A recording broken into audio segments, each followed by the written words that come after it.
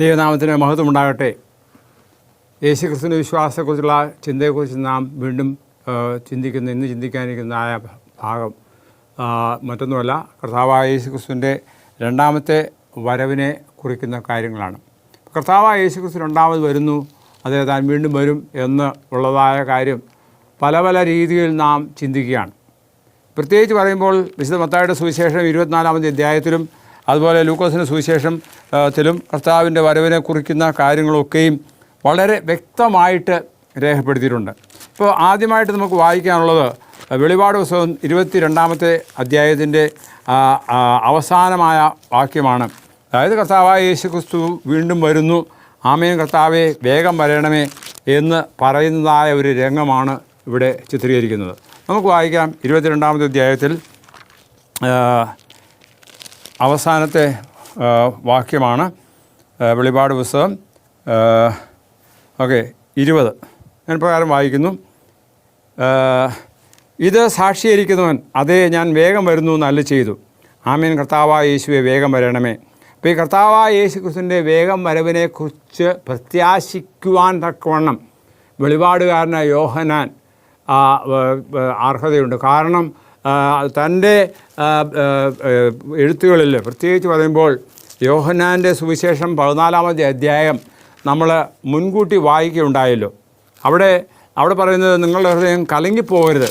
എന്തുകൊണ്ടാണ്? അതായത് ഈ ലോകത്തിലെ കാര്യങ്ങളൊക്കെയും കാണുമ്പോൾ നമുക്ക് കലക്കമുണ്ടാകുവാൻ തക്കവണ്ണം ഇടയായിത്തീരും. കഴിഞ്ഞ പ്രസംഗത്തിൽ ഞാൻ പറയുകയുണ്ടായി, ലോക സംഭവങ്ങൾ ചൂണ്ടിക്കാണിക്കുന്നത് കർത്താവിൻ്റെ വരവ് അടുത്തിരിക്കുന്നു എന്നുള്ളതാണ്. അപ്പോൾ ഇതുകൊണ്ട് ഇവിടെ 14-ാമത്തെ അധ്യായത്തിൽ നാം വായിക്കുന്നത് ലെറ്റ് നോട്ട് യുവർ ഹാർട്ട്, അതായത് നിങ്ങളുടെ ഹൃദയം കലങ്ങിപ്പോകരുത്, ദൈവത്തിൽ വിശ്വസിക്കുകയും എന്നിൽ വിശ്വസിക്കുകയും ചെയ്യണം. അതായത് നമുക്ക് വിശ്വാസം ഉണ്ടാകണം. എന്താണ്? ദൈവത്തിൽ. അതുപോലെ തന്നെ കർത്താവിൽ വിശ്വസിക്കുക. എൻ്റെ പിതാവിൻ്റെ ഭവനത്തിൽ അനേകം വാസസ്ഥലങ്ങളുണ്ട്. അപ്പോൾ ഈ കാണുന്ന ഭവനങ്ങളല്ല വരുവാനിരിക്കുന്ന ലോകത്തിൽ, അതായത് അനേക വാസസ്ഥലങ്ങളുണ്ട്. ഇല്ലെങ്കിൽ ഞാൻ നിങ്ങളോട് പറയുമായിരുന്നു, ഞാൻ നിങ്ങൾക്ക് സ്ഥലമൊരുക്കുവാൻ പോകുന്നു. ഞാൻ പോയി നിങ്ങൾക്ക് സ്ഥലം ഒരുക്കിയാൽ ഞാൻ ഇരിക്കുന്ന ഇടത്ത് നിങ്ങൾ ഇരിക്കേണ്ടതിന് പിന്നെയും വന്ന് നിങ്ങളെ എൻ്റെ അടുക്കൽ ചേർത്തുകൊള്ളും. ഇത് വളരെ വസ്തുനിഷ്ഠമായിട്ട് കർത്താവ് തന്നിരിക്കുന്ന കാര്യമാണ്. കർത്താവ് പറഞ്ഞ കാര്യമാണ്. കർത്താവിൻ്റെ വാക്കുകളാണ്. എന്താണ്? നാം കർത്താവിൻ്റെ വരവിന് വേണ്ടി നമുക്കായി ഒരു ഭവനം ഒരുക്കുന്നുണ്ട്. അല്ലെങ്കിൽ ഞാൻ നിങ്ങളോട് പറയുമായിരുന്നു, അപ്പോൾ ആ ഭവനം ഒരുക്കിയാൽ അവിടെ നമ്മെ ചേർക്കുന്നതിന് വേണ്ടി കർത്താവ് എന്തു ചെയ്യും? പിന്നെയും വന്ന് നമ്മളെ വീണ്ടുകൊള്ളും. ഈ കർത്താവായ യേശു ക്രിസ്തുവിൻ്റെ വരവിനെക്കുറിച്ച് അതേ ഞാൻ കഴിഞ്ഞ ദിവസം വിശുദ്ധ മത്തായിയുടെ സുവിശേഷത്തിൽ നമ്മൾ പഠിക്കുകയുണ്ടായി. ഞാൻ അതിൻ്റെ ഏതാനും ചില കാര്യങ്ങൾ പറഞ്ഞു. അപ്പോൾ ഇത് നമുക്കറിയാം, അപ്പോസ്തലന്മാർ കർത്താവിൻ്റെ വരവിന് വേണ്ടി കാത്തിരുന്നു. അല്ലെങ്കിൽ അവർ കർത്താവായ യേശു ക്രിസ്തു പോയ സമയത്ത്, അതായത് സ്വർഗത്തിലേക്ക് എടുത്ത് പോയ സമയത്ത് തന്നെ കർത്താവ് ഇതിനെ ചൂണ്ടിക്കാണിക്കുകയുണ്ടായി. അതായത് ഇവിടെ ഞാൻ വായിക്കുന്നത്, അവർ കർത്താവായ യേശു ക്രിസ്തു ഇങ്ങനെ സ്വർഗത്തിലേക്ക് എടുക്കപ്പെടുന്നതിന് മുൻപ് പറഞ്ഞതായ കാര്യത്തെക്കുറിച്ച് അപ്പോസ്തല പ്രവൃത്തികളിൽ രേഖപ്പെടുത്തിയിട്ടുണ്ട്. അവിടെ പറയുന്നത് എന്താണെന്ന് നമുക്ക് ചിന്തിക്കാം. അതായത് ഈ കർത്താവ് പോയതുപോലെ വീണ്ടും വരും എന്ന് അവരോട് പറയുകയുണ്ടായി. സ്വർഗാരോഹണം ചെയ്ത ഈ യേശുവിനെ സ്വർഗത്തിലേക്ക് പോകുന്നതിനായി നിങ്ങൾ, അതായത് 1:11 ഗലീല പുരുഷന്മാരെ, നിങ്ങൾ ആകാശത്തിലേക്ക് നോക്കി നിൽക്കുന്ന എന്ത്? നിങ്ങളെ വിട്ട് സ്വർഗാരോഹണം ചെയ്ത ഈ യേശുവിനെ സ്വർഗത്തിലേക്ക് പോകുന്നവരായി നിങ്ങൾ കണ്ടതുപോലെ തന്നെ അവൻ വീണ്ടും വരുമെന്ന് പറഞ്ഞു. അപ്പോൾ ആ ഒരു പ്രത്യാശ, ആ ഒരു ഉറപ്പ് അവർക്ക് കൊടുത്തു. ഇനി ഈ ഉറപ്പിനെ കുറിച്ച് നമ്മൾ പിന്നീട് ചിന്തിക്കുമ്പോൾ പലതരത്തിലുള്ളതായ, അതായത് ഞാൻ പറഞ്ഞല്ലോ, ഞാൻ വീണ്ടും വരും, വീണ്ടും വരും എന്നുള്ളതിൻ്റെ കാര്യം കർത്താവ് വസ്തുനിഷ്ഠമായിട്ട് പറഞ്ഞു. അതേപോലെ മത്തായിയുടെ സുവിശേഷത്തിൽ നാം കാര്യങ്ങളൊക്കെയും ചിന്തിക്കുകയുണ്ടായി. നമുക്കൊരു വാക്യം അവിടുന്ന് വായിക്കാം. മത്തായിയുടെ സുവിശേഷം 24-ാമത്തെ വാക്യം. അവിടെ ഞാൻ ഇപ്രകാരം വായിക്കുന്നു. അവൻ ഒലിവുമലയിൽ ഇരിക്കുമ്പോൾ ശിഷ്യന്മാർ തൻ്റെ അടുക്കൽ വന്നു, അത് ഇപ്പോൾ സംഭവിക്കുന്ന വരവിനും ലോകാവസാനത്തിൽ അടയാളം എന്തെന്ന് പറഞ്ഞു തരണമെന്ന് പറഞ്ഞു. അപ്പോൾ യേശു പറഞ്ഞത്, ആരും നിങ്ങൾ തെറ്റിദ്ധരിക്കരുത്. നിങ്ങൾക്ക് അതേക്കുറിച്ച് നമ്മൾ കഴിഞ്ഞ ദിവസം ചിന്തിച്ചതാണ്. അപ്പോൾ അതുകൊണ്ട് ഞാൻ പറയുന്നത്, അതായത് കർത്താവ് വീണ്ടും വരും, അടയാളങ്ങൾ അല്ലെങ്കിൽ ഇത് ഒക്കെയും എന്താണ് സംഭവിക്കും, എൻ്റെ വരവിന് ലോകാവസാനത്തിന് മുമ്പുള്ള അടയാളം എന്ന് പറഞ്ഞ് അവർ പറഞ്ഞു തരണമെന്ന് അവർ ആവശ്യപ്പെട്ടപ്പോൾ അതൊക്കെയും കർത്താവ് പറയുകയുണ്ടായി. ഇവിടെ 3 കാര്യങ്ങൾ ആണ് ചോദിക്കുന്നത്. വാട്ട് ഷാൽ ദീസ് തിങ്സ്, ഇതൊക്കെ എന്തൊക്കെയായിരിക്കും? അതുപോലെ കർത്താവിൻ്റെ വരവിൻ്റെ അടയാളങ്ങൾ എന്തായിരിക്കും? അത് ലോകത്തിൻ്റെ അവസാനത്തിൻ്റെ അന്ത്യങ്ങൾ എന്തായിരിക്കും. അപ്പോൾ ഇതിനെക്കുറിച്ചുള്ളതായ കർത്താവിൻ്റെ വരവിനെക്കുറിച്ച് അല്ലെങ്കിൽ കർത്താവ് എങ്ങനെ വരും എന്നുള്ളതിനെക്കുറിച്ച് നമുക്ക് ചിന്തിക്കാം. യോഹന്നാൻ്റെ സുവിശേഷം 14-ാമത്തെ അധ്യായത്തിൽ 23-ാമത്തെ വാക്യം. യോഹന്നാൻ്റെ സുവിശേഷം 14:23. നമ്മൾ 24 ആദ്യ ഭാഗത്ത് നമ്മൾ ചിന്തിച്ചു എന്താണ് കർത്താവ് നമുക്കൊരു ഭവനം ഒരുക്കുവാൻ പോകുന്നു, നമ്മുടെ ഹൃദയം കലങ്ങരുത്, അതിനുവേണ്ടി ഒരുങ്ങുക. ഇനി ഈ 14-ാമത്തെ അധ്യായത്തിൽ തന്നെ 23-ാമത്തെ വാക്യം ഞാൻ പ്രകാരം വായിക്കുന്നു. യൂദാവിനോട് കർത്താവെ എന്ത് സംഭവിച്ചിട്ടാണ് നീ ലോകത്തിനല്ല ഞങ്ങൾക്കുള്ളത് വെളിപ്പെടുത്തുവാൻ പോകുന്നത്, ഞങ്ങൾക്കത്രേ നിന്നെ വെളിപ്പെടുത്തുവാൻ പോകുന്നതെന്ന് ചോദിച്ചു. അതിന് യേശു അവനോട്, എന്നെ സ്നേഹിക്കുന്നവൻ എൻ്റെ വചനം പ്രമാണിക്കും, എൻ്റെ പിതാവ് അവനെ സ്നേഹിക്കും, ഞങ്ങൾ അവൻ്റെ അടുക്കൽ വന്ന് അവനോടുകൂടെ വാസം ചെയ്യും. അതായത് ഞങ്ങൾ അവൻ്റെ അടുക്കൽ വന്ന് അവനോട് വാസം ചെയ്യും. അപ്പോൾ ഈ ഒരു പ്രത്യാശ അവർക്ക് വീണ്ടും വീണ്ടും ഓർപ്പിക്കുകയാണ് ചെയ്യുന്നത്. അപ്പോൾ ഈ കർത്താവായ യേശുക്രിസ്തുവിൻ്റെ വരവ് രഹസ്യമായിട്ടാണ് വരുന്നതെന്ന് ചിലർ ചിന്തിക്കുന്നുണ്ട്. അപ്പോൾ അത് രഹസ്യമല്ല, പിന്നെന്താണ്, പരസ്യമാണ്. ആ പരസ്യമായ വരവിനെക്കുറിച്ച് ഉള്ള കാര്യങ്ങൾ 24-ാമത്തെ മത്തായിയുടെ സുവിശേഷം 24 നമ്മൾ വായിക്കുന്നുണ്ട്. 24 27-ാമത്തെ വാക്യം. അതായത് കർത്താവിൻ്റെ വരവ് എങ്ങനെയായിരിക്കും എന്ന് പറയുന്ന ഒരു കാര്യമാണ് 24-27. അവിടെ ഞാൻ ഇപ്രകാരം വായിക്കുന്നു. അതായത് ആ നാളുകൾ ചുരുങ്ങാതിരുന്ന് അത് പറഞ്ഞിട്ട് 24 കള്ളക്രിസ്തുക്കളും കള്ളപ്രവാചകന്മാരും എഴുന്നേറ്റ് കഴിയുമെങ്കിൽ വൃതന്മാരെ തെറ്റിക്കുവാൻ വലിയ അടയാളങ്ങൾ അത്ഭുതം പ്രവർത്തിക്കും. ഓർത്തുകൊള്ളുവിൻ, ഞാൻ മുൻകൂട്ടി നിങ്ങളോട് ഇത് പറഞ്ഞിരിക്കുന്നു. ആകയാൽ നിങ്ങളോട് അതാ അവൻ മരുഭൂമിയിൽ എന്ന് പറഞ്ഞാൽ പുറപ്പെടരുത്, അതാ അറകളിൽ എന്ന് പറഞ്ഞാൽ വിശ്വസിക്കരുത്. പിന്നെയോ കിഴക്ക് നിന്ന്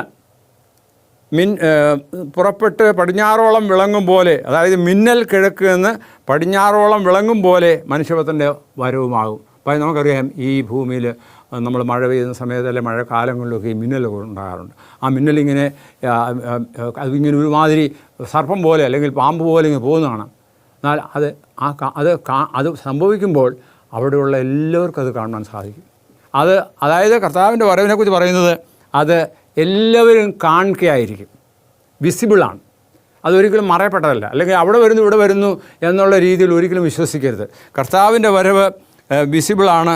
ഇനിയും കർത്താവിൻ്റെ വരവ് എല്ലാവരും കാണുകയാണ്. ഞാൻ കഴിഞ്ഞ ദിവസം ഒരു വാക്യം വായിച്ചു. അതായത് കർത്താവായ യേശു ക്രിസ്തു, അത് അപ്പോസ്തല പ്രവൃത്തികളിലാണ് നാം വായിച്ചത് 1:11.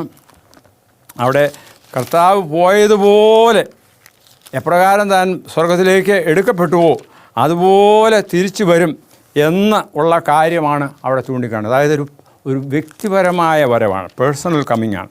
അപ്പോൾ അതായത് താൻ അവിടെ നിന്നപ്പോൾ താൻ സ്വർഗത്തിലേക്ക് എടുക്കപ്പെട്ടതായിട്ട് അവർ കാണും. ഗലീല പുരുഷന്മാരെ, നിങ്ങൾ ആകാശത്തിലേക്ക് നോക്കി നിൽക്കുന്നത് എന്ത്? നിങ്ങളെ വിട്ട് സ്വർഗാരോഹണം ചെയ്ത ആ യേശുവിനെ സ്വർഗത്തിലേക്ക് പോകുന്നവനായി നിങ്ങൾ കണ്ടതുപോലെ തന്നെ എന്തു ചെയ്യും? അവൻ വീണ്ടും വരും. അപ്പോൾ അത് നമുക്കൊരു പ്രത്യാശയാണ്. കാരണം ആരും കാണാതിരിക്കത്തില്ല. പിന്നെ പ്രത്യേകിച്ച് പറയുന്നുണ്ട്, ഏത് കണ്ണും അവനെ കുത്തിത്തൊളിച്ച കണ്ണും കാണുമെന്ന് വെളിപാട് പുസ്തകം രേഖപ്പെടുത്തിയിട്ടുണ്ട്. അപ്പോൾ അത് എങ്ങനെയാണെന്ന് ചോദിച്ചാൽ സകല മനുഷ്യനും, അതായത് നമുക്കറിയാം ഈ ഭൂമിയിൽ ഇങ്ങനെ ഉരുണ്ടിരിക്കുന്നെങ്കിലും വേണമെങ്കിൽ ഒരു സമതലമായി തീരുകയോ, മനുഷ്യന് പല ഡയമെൻഷൻ 3D ഉണ്ടല്ലോ, അതുകൊണ്ട് എല്ലാവരും അവനെ കാണും, തന്നെ കുത്തിത്തൊളിച്ചവരും കാണും എന്നാണ് തിരുവചനം അനുശാസിക്കുന്നത്. അപ്പോൾ അതുകൊണ്ടൊരു പേഴ്സണൽ കമ്മിങ് ആണ്. അതുപോലെ തന്നെ വിശുദ്ധ മത്തായിയുടെ സുവിശേഷം 24 തന്നെ 30-ാമത്തെ വാക്യം പറയുന്നത് എന്താണ്? അതൊരു ഗ്ലോറിയസ്, അല്ലെങ്കിൽ എല്ലാവരും കാണുന്ന, എല്ലാവരും ഒരു മഹത്വകരമായ ഒരു വരവാണ്. 24:30 നമുക്ക് വായിക്കാം. അവിടെ പറയുന്നത്, and then shall appear the sign of the son of man in heaven, then shall all the tribes of the earth mourn, and they shall see the Son of Man coming in the clouds of heaven with power and glory, power and great glory. അപ്പോൾ ഇത് അതായത് ഒരു glorious appearing ആണ്, മഹത്വകരമായൊരു പ്രത്യാശയാണ്, മഹത്വകരമായൊരു കാഴ്ചയാണ്.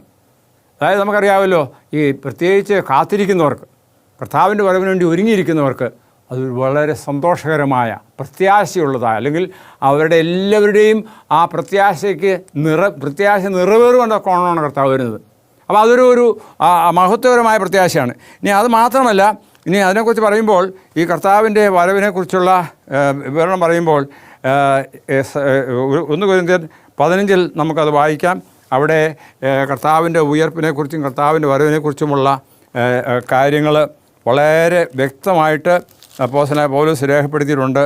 എന്താണ് അവിടെ പറയുന്നത്? കൊരിന്ത്യർ ലേഖനം 15-ാം അധ്യായം കർത്താവിൻ്റെ ഉയർപ്പിനെക്കുറിച്ചാണ് പറയുന്നത്. ആ ഉയർപ്പിനെക്കുറിച്ച് പറയുമ്പോൾ നമ്മുടെ ഏവരുടെയും പ്രത്യാശയായ യേശുക്രിസ്തു വീണ്ടും വരുന്നു. ആ വരവെങ്കിൽ സംഭവിക്കാൻ പോകുന്ന കാര്യത്തെക്കുറിച്ച് ഇവിടെ പറയുകയാണ്. അത് എല്ലാവർക്കും ഒരു പ്രത്യാശയുള്ള കാര്യമാണ്.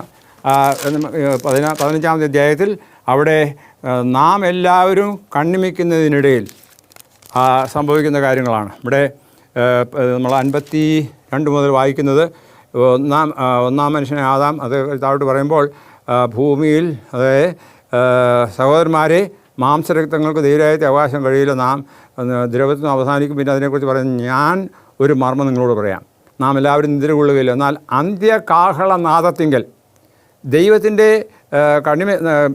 നാദത്തിങ്കൽ പെട്ടെന്ന് കണ്ണിമിക്കുന്നതിനിടയിൽ നാം എല്ലാവരും എന്തു ചെയ്യും? രൂപാന്തരപ്പെടും. കാഹളം ധരിക്കും, മരിച്ചവർ അക്ഷയരായി ഉയർക്കുകയും നാം രൂപാന്തരപ്പെടുകയും ചെയ്യും. ഈ ദ്രവത്വമുള്ളത് അദ്രവത്വത്തെയും മർത്യമായത് അമർത്യത്തെയും ധരിക്കണം. ഈ ദ്രവത്വമുള്ളത് അദ്രവത്വത്തെയും മർത്യമായത് അമർത്യത്തെയും ധരിക്കുമ്പോൾ മരണം നീങ്ങി നിങ്ങൾക്ക് ജയം വന്നു എന്നിരിക്കുന്നുവെന്ന് എഴുതിയ വചനം നിവൃത്തിയാകും.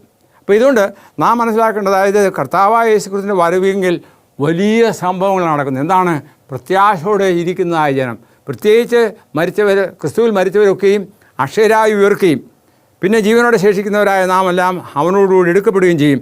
അങ്ങനെ ഒരു രൂപാന്തരത്തിൻ്റെ അനുഭവം. ഈ മർത്യമായത് അമർത്യത ധരിക്കും. ഈ അതായത് ദ്രവത്വമുള്ളത് അദ്രവത്വം ധരിക്കും. അപ്പോൾ ഈ ദ്രവത്വമുള്ള അമർത്യമായി ധരിക്കുമ്പോൾ മരണം നീങ്ങി നിങ്ങൾക്ക് ജയം വന്നിരിക്കുന്നു എന്ന് എഴുതിയ വചനം എന്തു ചെയ്യും? നിവൃത്തിയാകും. അതുകൊണ്ട് പിന്നെ താഴോട്ട് മരണമേ നിന്റെ ജയം ഇവിടെ അതിനെക്കുറിച്ചൊക്കെ പറയുകയാണ്. പക്ഷേ അതായത് ഈ സംഭവങ്ങൾ അതൊരു വലിയ സംഭവമാണ്. ഇനി അത് മാത്രമല്ല, പിന്നെ നടക്കുന്ന സംഭവത്തെക്കുറിച്ച് തെസ്സലോനിക്ക ലേഖനത്തിൽ 2 തെസ്സലോനിക്കയിൽ പറയുന്നുണ്ട്. എന്താണ്? ദുഷ്ടന്മാർ അവരുടെ ജീവിതം എങ്ങനെയുള്ളതായിരിക്കും? നമുക്ക് വായിക്കാം. 2 തെസ്സലോനിയർ 4-ാമത്തെ അധ്യായത്തിൽ അവിടെ ഈ സംഭവിക്കാൻ പോകുന്ന കാര്യങ്ങളെക്കുറിച്ച് ഇവിടെ പറയുന്നുണ്ട്. എന്താണ്? നാം എല്ലാവരും അതായത് കർത്താവായ യേശുക്രിസ്തുവിൻ്റെ വരുന്ന സമയത്ത് വിക്കഡായുള്ള വ്യക്തികൾ, അതായത് ദുഷ്ടന്മാർക്ക് എന്ത് സംഭവിക്കും? അവരൊക്കെയും എന്നേക്കുമായിട്ട് നീക്കപ്പെടുന്നു, അല്ലെങ്കിൽ അവരൊക്കെയും നശിക്കപ്പെടും. ആ കർത്താവിൻ്റെ ശബ്ദത്തിൻ്റെ യേശുക്രിസ്തു വരുന്ന സമയത്ത് അവരെ എന്നേക്കുമായിട്ട് ഇല്ലായ്മ ചെയ്യും എന്ന് ഇവിടെ പറയുകയാണ്. അതുകൊണ്ട് കർത്താവിൻ്റെ വരവ് ഒരിക്കലും നമുക്കൊരു ദോഷമല്ല, അത് പിന്നെയോ അത് നമുക്കൊരു അനുഗ്രഹമാണ്. പ്രത്യേകിച്ച് ദൈവവിശ്വാസികളായ ക്രിസ്തുവിൽ പ്രത്യാശയുള്ളവർക്ക് തൻ്റെ വരവ് വളരെയധികം സന്തോഷവും ആനന്ദവും അതുപോലെ സംതൃപ്തിയുമുള്ളതായിത്തീരും. വെളിപാടുകാരൻ പറയുമ്പോൾ പിന്നെ നമുക്കുള്ള അനുഭവത്തെക്കുറിച്ചുള്ള കാര്യങ്ങളൊക്കെയും വെളിപാട് പുസ്തകത്തിലാണ് രേഖപ്പെടുത്തിയിരിക്കുന്നത്. 16-12 വാക്യം. അവിടെ കർത്താവിൽ പ്രത്യാശ വെച്ചിരിക്കുന്നവർക്ക് ഉള്ള കാര്യത്തെ, അതായത് 12 പറയുന്നത്, 6-ാമത്തവൻ തൻ്റെ കലശം യുപ്രാത്ത് നദിയിൽ ഒഴിച്ചു, അത് കഴിഞ്ഞ് വെള്ളം പറ്റിപ്പോയി. പിന്നെ നടക്കുന്ന സംഭവങ്ങളെക്കുറിച്ചൊക്കെ പറഞ്ഞതിന് ശേഷം അർമ്മോദൻ യുദ്ധം, പിന്നെ മിന്നലും ഇടിയും മാതവും മുഴക്കവും ഭൂകമ്പവും ഒക്കെ ഉണ്ടാകും. പക്ഷേ ദൈവത്തിൻ്റെ ജനം ദൈവം സംരക്ഷിക്കും. ഈ ഭൂമിക്ക് അനവധിയായ മാറ്റങ്ങളുണ്ടാകും. ആ മാറ്റത്തെക്കുറിച്ചൊക്കെയാണ് ഇവിടെ സൂചിപ്പിക്കുന്നത്. അത് വെളിപാട് പുസ്തകത്തിൽ മാത്രമല്ല, പ്രവചന പുസ്തകങ്ങളിൽ കൊടുത്തിട്ടുണ്ട്. അപ്പോൾ ഇതൊക്കെയും നമ്മെ ചൂണ്ടിക്കാണിക്കുന്നതാണ് കർത്താവിൻ്റെ വരവ് നാം എല്ലാവരും അറിയും. അതൊരു രഹസ്യ വരവല്ല. അതായത് കർത്താവിൻ്റെ വരവിനെക്കുറിച്ച് ഉള്ള ഈ ഒരു കാര്യം അത് തെളിവായിട്ടുള്ളതാണ്. അത് പ്രത്യേകിച്ച് പറയുമ്പോൾ ലോകത്തിൽ സംഭവിക്കുന്ന, അതായത് വെളിപാട് പുസ്തകം 1-7 വായിക്കുന്ന പ്രകാരമാണ്. അതായത് എല്ലാ കണ്ണും, അപ്പോൾ എല്ലാ കണ്ണെന്ന് പറയുമ്പോഴത്തേക്ക് നമുക്കറിയാം സകലരും കാണും. ഇപ്പോൾ ദുഷ്ടന്മാരും കാണുമെന്നാണ് ഇവിടെ ഉദ്ദേശിക്കുന്നത്. അതായത് ഇവിടെ പറയുന്നത്, അവൻ മേഘാരനായി വരുമ്പോൾ ഏത് കണ്ണും അവനെ കുത്തിത്തുളച്ചവരും അവനെ കാണും. ഭൂമിയിലെ ഗോത്രങ്ങളൊക്കെയും അവനെ ചെന്ന് വിലപിക്കും. കാരണം കർത്താവിൻ്റെ വരവ് അത്ര പ്രത്യാശയോട്, അതായത് കുത്തിത്തുളച്ചവന് ഇവരൊക്കെയും കണ്ടിട്ട് അവർ മരിക്കും. കർത്താവിൻ്റെ വരവിന് വേണ്ടി കാത്തൊരുങ്ങിയിരിപ്പാനൊക്കണം നമ്മൾ ഒരുക്കമുള്ളവരായിരിക്കണം. അതുപോലെ ഈ പ്രത്യാശയുള്ളവരായിരിക്കണം. ഇനി അത് മാത്രമല്ല, സകലരും അറിയാതിരിക്കുകയില്ല. പിന്നെ മത്തായിയുടെ സുവിശേഷത്തിൽ പറഞ്ഞതുപോലെ നമ്മൾ അവിടെ വരും ഇവിടെ വരും എന്ന് പറഞ്ഞ് ഓടി നടക്കേണ്ട കാര്യമില്ല.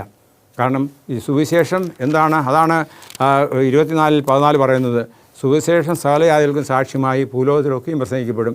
അപ്പോൾ അതാണ് ഒരു അവസാനമായിട്ട് നമുക്ക് ചിന്തിക്കേണ്ടത്. കാരണം കർത്താവ് വരുന്നതായ നാഴികയിൽ നടക്കുന്ന സംഭവങ്ങളുടെ ഒരു ക്ലൈമാക്സ് എന്താണ്? അതായത് സുവിശേഷം എല്ലായിടത്തും എത്തിച്ചേരുമ്പോൾ കർത്താവിൻ്റെ വരവ് അടുത്തിരിക്കും. നമ്മൾ ഇതിനെക്കുറിച്ച് വീണ്ടും നമുക്ക് ചിന്തിക്കാനുള്ള അനേക കാര്യങ്ങളുണ്ട്. പറയുന്നത് മത്തായിയുടെ സുവിശേഷം 24 പറയുന്നത്,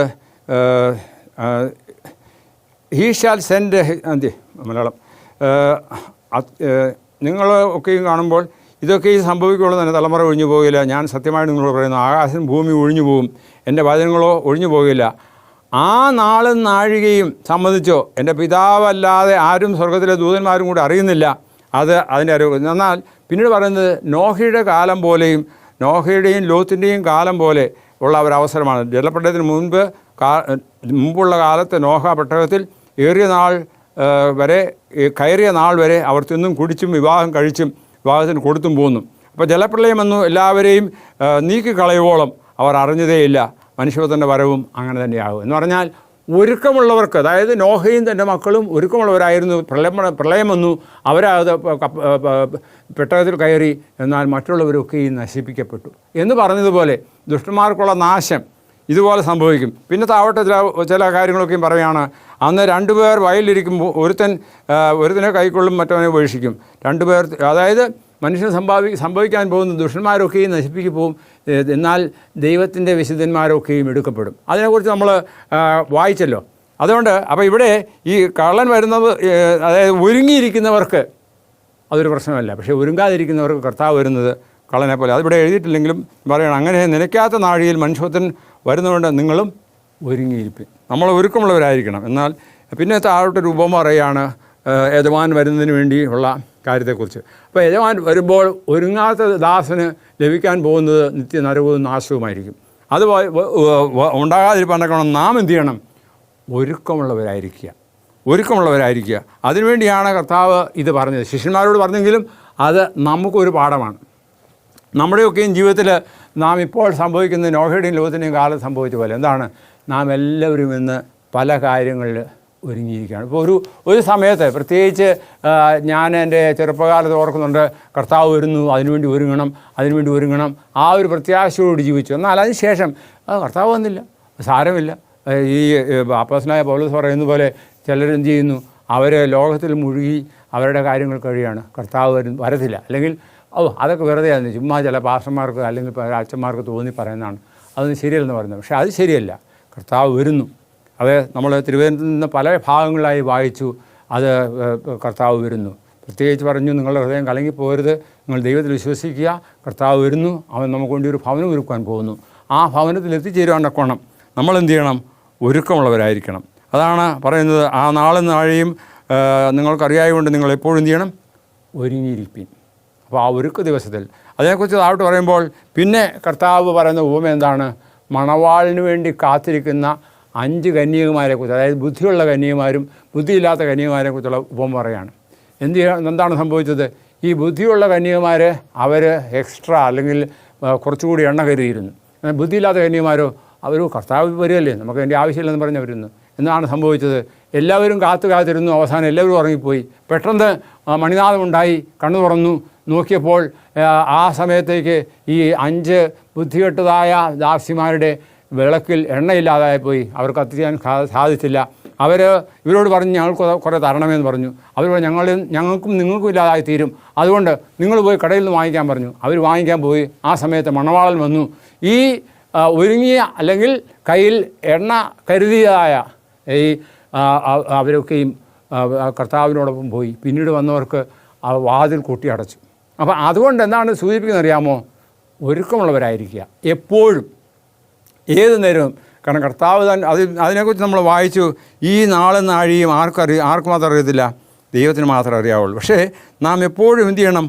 ഒരുങ്ങിയിരിക്കേണ്ട ആവശ്യത്തെക്കുറിച്ച്. അതായത് നിങ്ങളുടെ കർത്താവ് ഏത് ദിവസത്തിൽ വരുന്നുവെന്ന് നിങ്ങൾ അറിയായിക്കൊണ്ട് ഉണർന്നിരിപ്പീൻ. അത് നമ്മുടെ ഒരു ജോലിയാണ്, എൻ്റെ കടമയാണ്. അപ്പം ഞാൻ നിങ്ങളോട് പറയുന്നു, അത് നിങ്ങളുടെയും കടമയാണ്. കണിശമായിട്ടും കർത്താവ് വരുന്നു എന്നുള്ളത് തീർച്ചയായിട്ടും ഒരു വാസ്തവമാണ്. അത് പ്രവചന പുസ്തകത്തിലും കർത്താവ് തന്നെയും പറഞ്ഞ പ്രവചനത്തിലും ഒക്കെയുണ്ട്. അപ്പോൾ ഇത് അറിഞ്ഞിരിക്കെ നാം ഒരിക്കലും അതിനെ അത് വേണ്ട, അല്ലെങ്കിൽ അതിൻ്റെ ആവശ്യമില്ല, അല്ലെങ്കിൽ അത് ഈ മറ്റുള്ളവർ ചില പറയുന്ന ബുദ്ധിമുട്ടാണ്. അല്ലെങ്കിൽ ഒരു ഉദാഹരണം പറഞ്ഞാൽ, നോഹയുടെ കാലത്ത് നോഹ 120 വർഷക്കാലം ഇങ്ങനെ പ്രസംഗിച്ചുകൊണ്ടേയിരുന്നു. അപ്പോൾ ഈ മനുഷ്യന് വട്ടാണ്, അല്ലെങ്കിൽ ഈ കളവന് വേറെ പണിയൊന്നുമില്ല എന്ന് പറഞ്ഞ് അവർ അതുകൊണ്ടേയിരുന്നു. അവരവരുടെ കാര്യത്തിൽ മുഴുകി. അതാണല്ലോ അവരെന്താണ്, അവർ തിന്നുകയും കുടിക്കുകയും നോഹയുടെ കാലം പോലെ തന്നെ മനുഷ്യപുത്രൻ്റെ വരവുമാകും. അന്നെന്താ, ജലപ്രളയത്തിന് മുൻപുള്ള കാലത്ത് നോഹ പെട്ടകത്തിൽ കയറിയ നാൾ വരെയും അവർ തിന്നും കുടിച്ചും വിവാഹം കഴിച്ചും വിവാഹത്തിന് കൊടുത്തും പോകുന്നു. അതായത് ലോകത്തിലെ കാര്യങ്ങളൊക്കെ മുഴുകിയിരിക്കുകയാണ്. ഇന്നത്തെ കാലത്ത് നമുക്കത് കാണുന്നതൊക്കെ സാധിക്കും. മനുഷ്യൻ്റെ ആഘോഷപരമായ പല നടപടികളുണ്ട്. ഇപ്പോൾ ഞാനതിനെ പരാമർശിക്കുന്നത് കുറ്റം പറയുകയല്ല, പക്ഷെ ഇപ്പോൾ നടക്കുന്ന സംഭവം ഇതാണ്. അതായത് ഒരു കാലത്ത് എന്നെ സംബന്ധിച്ചിടത്തോളം ഒരു വിവാഹ ചടങ്ങെന്ന് പറയുന്നത് പിന്നു കിട്ടുന്നതായ സമയത്ത്, അല്ലെങ്കിൽ അത് ഒരു സമയത്താണ്. എന്നാൽ ഇപ്പോൾ അങ്ങനെയല്ല. എൻഗേജ്മെൻറ്റ് തന്നെ ഒരു വിവാഹത്തെക്കാളും ഒരു വലിയ ആഘോഷമായിട്ട് കാശുള്ളവരൊക്കെ ചെയ്യുന്നു. അതുകൊണ്ട് കാശില്ലാത്തവർ വളരെ ബുദ്ധിമുട്ടുന്നുണ്ട്. എന്നാൽ അങ്ങനെ നടക്കുന്ന സംഭവങ്ങളൊക്കെ, അത് മാത്രമല്ല, ഉത്സവങ്ങൾ, പെരുന്നാളുകൾ, പലയിടങ്ങളിൽ നടക്കുന്ന ഓരോ സംഭവങ്ങളും വളരെ വിപുലമായ രീതിയിലാണ്. അപ്പോൾ ഇത് ഇവിടെ ചൂണ്ടിക്കാണിക്കുന്ന മറ്റൊന്നുമല്ല, നോഹയുടെയും ലോത്തിൻ്റെയും കാലം പോലെ മനുഷ്യൻ്റെയും അവർ ദൈവത്തിൽ നിന്ന് ആശ്രയിക്കുന്നതിന് പകരം എന്തായിരിക്കും, അവർ തിന്നുകയും കുടിക്കുകയും വീടുകൾ പണിയുകയും അങ്ങനെയുള്ള കാര്യങ്ങളൊക്കെ ഏർപ്പെട്ടിരിക്കും. അതുകൊണ്ട് അങ്ങനെ വരാതിരിക്കാൻ നമ്മൾ സൂക്ഷിക്കണം. പ്രത്യേകിച്ച് ഇത് കേൾക്കുന്നതായ ഞാനും നിങ്ങളും, ഞാൻ പറയുന്ന ഞാനും കേൾക്കുന്നതായ നിങ്ങളും. കാരണം കർത്താവിൻ്റെ വരവ് കള്ളനെ പോലെ വരും. ആർക്കാണ് ഒരുക്കമില്ലാത്തത്? ഒരുക്കമുണ്ടെങ്കിൽ നമുക്കതിന് കർത്താവ് വരുന്നത് കള്ളനെ പോലെയല്ല, എല്ലാവരും കാണുക. ഞാൻ മുമ്പേ പറഞ്ഞതുപോലെ കർത്താവിൻ്റെ വരവ് വിസിബിളാണ്, പേഴ്സണലാണ്, ഗ്ലോറിയസ് ആണ്. അതായത് എല്ലാവരും കാണും, വ്യക്തിപരമാണ്, മഹത്വപരമാണ്. അത് ഈ ലോകത്തിൽ എല്ലാവരും അറിയും. ദുഷ്ടന്മാർക്ക് വരുന്ന ഫലങ്ങളും നീതിമാന്മാർക്ക് വരുന്ന ഫലങ്ങളും ഒക്കെ നമുക്ക് വചനത്തിൽ നിന്ന് തെളിവായിട്ട് നൽകിയിട്ടുണ്ട്. അതുകൊണ്ട് ഞാനെന്താണ് ചെയ്യേണ്ടത്? ഒരുക്കമുള്ളവരായിരിക്കും. എണ്ണയുണ്ടോ നിൻ വിളക്കിൽ, നീ ഒരുങ്ങിയിട്ടുണ്ടോ എന്ന് നമ്മൾ പാടാറുണ്ട്. പക്ഷെ അത് മാത്രം പോരാ, ഒരുക്കമുള്ളവരായിരിക്കും എപ്പോഴും. എൻ്റെ കർത്താവ് വരുന്നു. അത് എടുത്തെടുത്ത് വചനം പറയുന്നുണ്ട്. കർത്താവ് വരുന്നു, ഗംഭീരനാമത്തോടും പ്രധാന ദൂതൻ്റെ ശബ്ദത്തോടും ദൈവത്തിൻ്റെ കാളത്തോടും കൂടി വരുന്നു. എല്ലാവരും അറിയും, കേൾക്കും. പക്ഷെങ്കിൽ അന്ന് നമ്മുടെ കാതുകൾ അടഞ്ഞിരിക്കും, അന്ന് നമ്മുടെ കണ്ണുകൾ തുറക്കുകയില്ല. അങ്ങനെ ഒരു സംഭവം വരാതിരിക്കാൻ കൊണ്ടും ജാഗരൂകരായിരിക്കുക. യജമാനൻ വരുന്നു. ആ യജമാനോടൊപ്പം ആ വലിയ വിവാസത്തേക്ക് പോകാൻ ദൈവം നമ്മെ ഓരോരുത്തരും സഹായിക്കട്ടെ, അനുഗ്രഹിക്കട്ടെ എന്ന് പറഞ്ഞുകൊണ്ട് ഞാൻ ഈ പ്രസംഗം ചുരുക്കുന്നു. പ്രാർത്ഥിക്കാം. ഞങ്ങളെ സ്നേഹിക്കുകയും പരിപാലിക്കുകയും ഞങ്ങളുടെ സ്വർഗീയ വാഴ്ത്തപ്പെട്ട ദൈവമേ, അവിടുത്തെ സന്നിധിയിലേക്ക് ഞങ്ങളെ തന്നെ ഒരു പ്രാവശ്യം കൂടെ താഴ്ത്തി സമർപ്പിക്കുന്നു. ഇതുവരെയും അവിടുന്ന് ചെയ്ത ഉപകാരങ്ങൾക്കും അനുഗ്രഹങ്ങൾക്കും നന്ദിയോടെ സ്തോത്രം. അടിയങ്ങൾ നൽകിയിരിക്കുന്നതായ ഈ വാണിങ്ങിന് പ്രത്യേകിച്ച് നന്ദിയോടെ സ്തോത്രം. അതിന് പ്രകാരം കർത്താവിൻ്റെ വരവിനെ ഒരുങ്ങിയിരിപ്പാണ്ടൊക്കെ ഞങ്ങളെ സഹായിക്കണമേ. അടിയങ്ങൾ മാത്രമല്ല, അടിയങ്ങളെ എന്നെ കേൾക്കുന്ന ഏവരും, എന്നെ കാണുന്ന ഏവരും അതിനായി ഒരുങ്ങാണ്ടൊക്കെ സഹായിക്കണം. കുറവുകൾ ഞങ്ങൾ ക്ഷമിക്കണം. അങ്ങനെ ആശ്രയം ജീവിക്കാൻ സഹായിക്കണം. എല്ലാം യേശുവിൽ കൊടുത്ത താഴ്മയോടും വിനയമായി ചോദിക്കുമ്പോൾ കൃപയോടെ കേൾക്കുമാറാകണമേ. ആമേൻ. ദൈവം നമ്മെ ഓരോരുത്തരെ അനുഗ്രഹിക്കുമാറാകട്ടെ.